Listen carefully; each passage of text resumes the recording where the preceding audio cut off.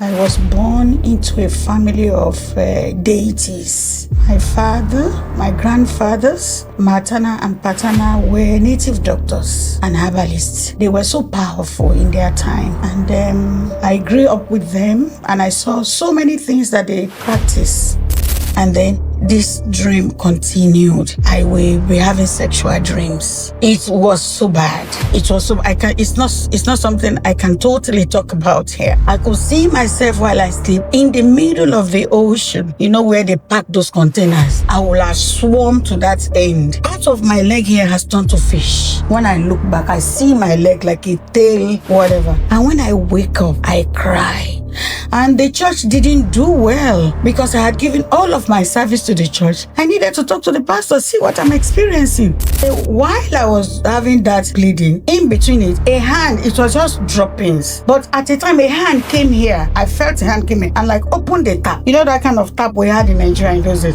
Opened the tap and that was when it started really coming out as in heavy flow. So in that dream, as I pounded, I just said, curiosity, let me just taste how will this thing taste. And that was your dream? In my dream. So I tasted it and the hand came back and locked up the tap. We live in Africa whereby if you don't have any solution to a particular problem, you call it spiritual, whereas everything has a solution. You see, we have passed that stage. Do you believe in miracles? Of course, but miracle is not by the one done by the pastors. That is utterly fake. We know that. It's like, for instance, someone tells me the world was created in 6 days. When I ask you, where were the dinosaurs, where were the Neanderthals that were discovered all around? Where were they not documented in the Bible? And someone begins to say, oh, you don't need to question God. I say, no, this was not written by God from heaven. It was written by men. Say they were inspired by God.